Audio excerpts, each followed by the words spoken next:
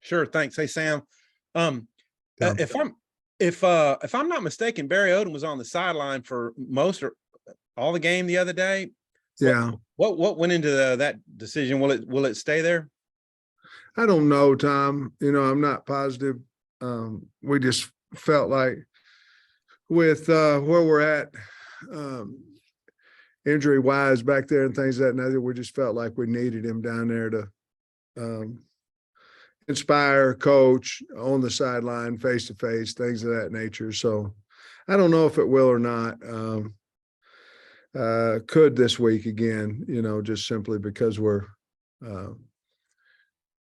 there's a possibility we might play some young kids, and so and we've got Coach Bowman back there as well, Tom. But we might do it again. I don't know. Okay. Hey, on the short yardage stuff the other day, a bunch of different backs got shots at it. Rocket did, Dominic, Rashad. Were those like, hey, who can get it in there? Or were those specific plays kind of meant for those guys? No, I think we were going to leave Dominique in there on the second one, and then we just we didn't feel good with the way that we attacked the play, so we put another running back in there. Gotcha. And then the time you said you'd mentioned you'd been by the BYU stadium, do you recall what you were out there for? What was going on? I think I might have been out there recruiting. It may have been. I can't remember how far Provo is from Dixie, Utah, but I know I went out in recruiting to see the national championship game out there, and Garden City was playing, and I think we were recruiting somebody from, I think it was Dixie playing Garden City, actually, if I remember correctly. And I may have just drove up. I can't remember how far it is. I didn't, if it's a lengthy drive, but I may have drove up there just to see the stadium, see the campus at that point. I can't remember, to be honest with you, but I think that would be the case. Or it might have been when I was recruiting one of those kids around that area that I just drove by the stadium. Right. Yeah, Coach, with it being a place that you haven't been before, I know you don't do like the pregame stuff or the walkthrough stuff in the stadium, but is there anything that you do differently as far as travel for this game versus what you've done for other road trips? We haven't planned that. We've shown them pictures of the stadium and talked to them about, when we get off the bus, and that it's a big time environment and things of that nature, but really no plans different than normal. I don't think you've talked about Quincy McAdoo at cornerback yet. I know you talked about Bakke because it was last week. So how did that process unfold, and is he moving back or after? Well, we can't get healthy, Trey. So, we're trying to sort of like when you know high school ball, you go over there and look at your roster, you go down the hall and say, hey, what are you doing this afternoon, type deal. And Quincy's played it in high school. And really, to be honest with you, Trey, he hurt his hand, and he wouldn't do us a whole lot of good at receiver because of the hand situation. And at least we believe he could tackle, still with a slight wrap on his hand. And he actually came to us once we moved Bakke. Quincy came to us and said, Coach, if you need some help on defense, I'd be more than happy as soon as I get cleared to go to practice to move over. And to be honest with you, he's a natural over there. I mean, he's a really good receiver, but he looks great over there, and they've spent a lot of time meeting with him. If that gives you any indication of what we think that he could do over there, a lot of extra time. Matter of fact, I just saw him down the hallway. He came in for some extra meetings, so they think a lot of him, and that's how it happened. Do you expect him to stay there, or is it just kind of going to be see where it goes? I think for him and Bakke both, we gave them the opportunity to go back in the spring to wide receiver if that's what they choose. We'll just let the kids, we'll obviously encourage one way or the other, but we'll let the kids decide what they want to do once spring. But they'll both be over to the secondary for the remainder of the year. Thanks, Coach. Scotty? Yeah, Sam, Bryce Stevens had a big touchdown catch for you last week. I'm curious what you like about him as a playmaker and if he's kind of positions himself to increase his role moving forward. I don't know about the increase yet, but I would assume the answer would be yes. You know, I think you play kids that have shown you that they can compete and do well, and certainly that catch that was a big time catch. I think where Bryce's confidence has been coming from is from the punt returns. You know, he's catching the ball better. I think if there was any type of, I don't know about him, it would be just his catchability, his consistency at catching the football. Certainly that's been erased. But I think a lot of that has to do with the confidence he's had with catching punts. And so he's certainly moved up in our mind of guys that we would put in earlier in the game. And of course, he earned that, I felt like, on Saturday as well. I don't know. Is that the only question you asked, or? Yeah, that was pretty much it. And I wanted to ask you about Dalton Wagner too, been around the program for a long time. I guess just what kind of growth have you seen from him the 3 years you've had him?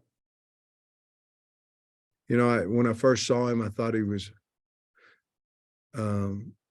before I got to know him, I just thought he was a great big guy that was kind of stiff and things of that nature. And man, I don't think that anymore. I think he's a really fine player. I think he's going to have an opportunity to play in the NFL, tougher than tough.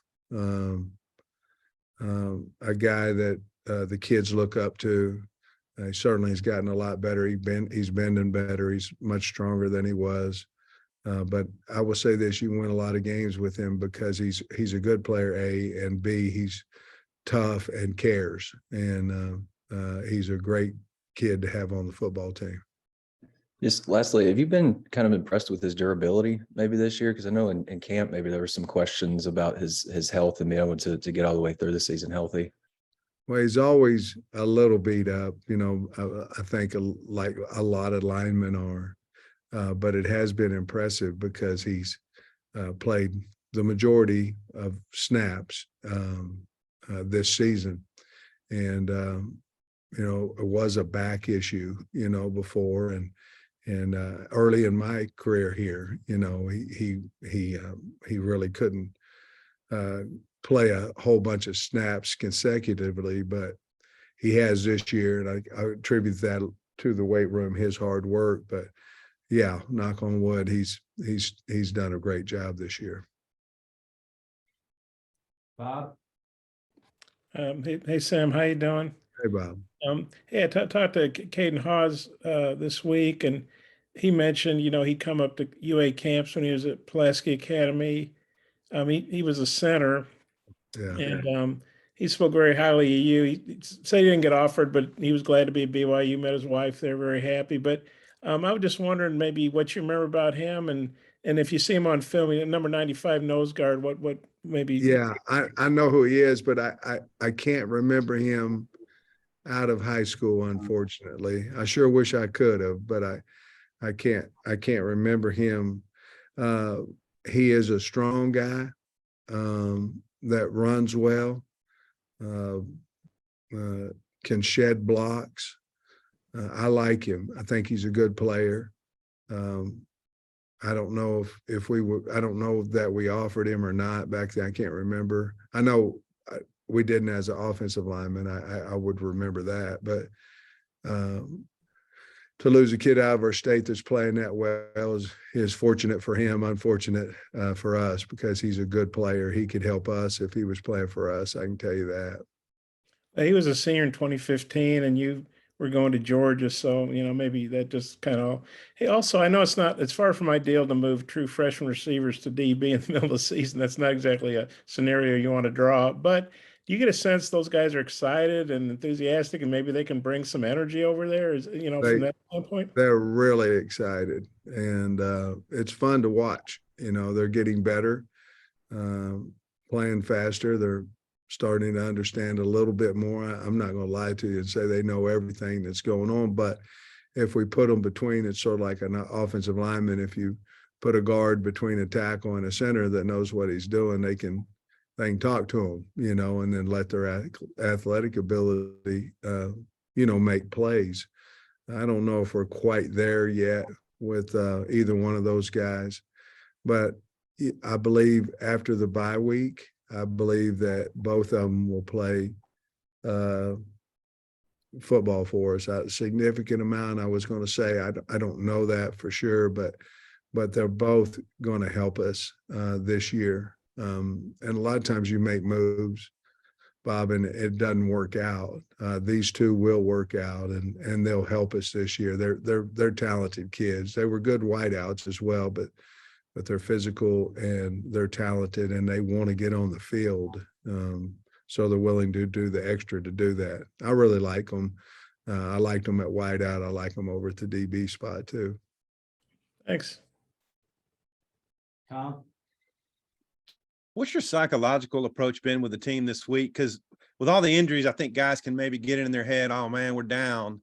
What's your approach been with them? Well, to be perfectly honest with you, we set very similar a year ago, having lost 3 in a row, and or lower than low because we had lost to Auburn, which we thought going into the game that certainly that we had a great opportunity to win the game. We started slow, they started fast, we caught back up, you know, the game. So there's some similarities. We rolled up our sleeve, believed in each other. And, you know, I don't know what it was, I guess 4 of the last 5 games. And so we've painted this, we've done it to ourselves. But you got 2 choices. You either rally the troops. Now, some of that has been a little bit different of how we've practiced this week. We have to start the game. You know, we are waiting right now. And that's not fair to the kids, but we're not starting fast, and we need to. We need to get some early emotion, and that could happen with you know, scoring early, getting a 3 and out, something like that we haven't done over the last 2 weeks. And so we're talking a lot about that. We're practicing different. Basically, we're practicing a little bit like you would, like I did when I was in high school, and we're going good on good right after Indy, and we're doing that. We did that Monday. We did do it Tuesday. We're going to do it again today, and just kind of continue about when the whistle blows, we've got to play. When, you know, we don't have time to wait around. So that's been a little bit of a change this week. But, you know, you always worry. I'm long-winded here, Tom, but you always worry about your team when they lose, you know, and when we lose. But I don't think we have a confidence problem. Certainly we're not overconfident, you know, but I don't think you worry about a psychological, do you believe in each other, confidence, all those things you worry about. I don't think that's the case. We're trying to figure out the why, you know, and we've got several reasons of why, and one of them was me and our coaches, and we've got to continue to get better.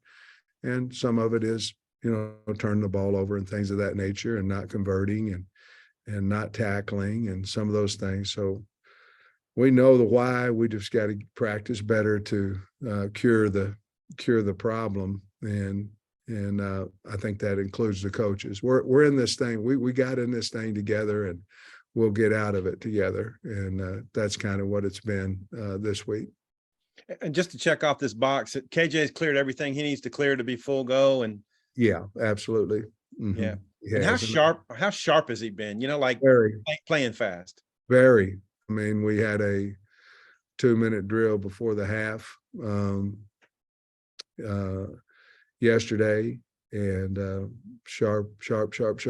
And so our kicker kicked well, kicked both field goals right there with the 1s and the 2s, and it went well, but KJ's you don't know that he missed last week, to be honest with you. He looks good. Trey. Yeah, Coach, you guys are in the evaluation period. I was wondering if you're getting out to Utah or any of that region, or if you're going to hit some other area this weekend. Trey, we're not. We have been doing that, but this game is a really important game to us, and not that all of them aren't, but I just wanted to keep the coaches and the players intact, and everybody was at every meeting and all those things. So no, we're not. The great thing is we're off next week, so we'll have an opportunity to get everybody out, including myself. But this week, no, we decided we're going to go up there as a team and stay together the whole time. And not that you can't win games doing it the other way. I just decided, hey, let's nobody goes out this week. Let's all get on the plane, go together, and hopefully we can get a win. I know there's no whining about the schedule or anything, but with the only game that you guys have at home in October is Alabama. That was October 1st. Y'all had a lot of great recruits in for that one, but I guess the next home game is November 5th, I think. Is that difficult with having that long a stretch, not being able to bring in recruits? Well, yes, I think it is. We were aware of that, obviously, when the season started. So we tried to, pile as many as we could in here in the month of September. We had 11 o'clock game, so we didn't have quite as many recruits as normally when you get a night game or an afternoon game. But yeah, it makes it difficult, especially, to be perfectly honest with you, when you lose some games, it's and you're not able to get the kids back in the fold and let them know, hey, everything's going to be okay and all those things.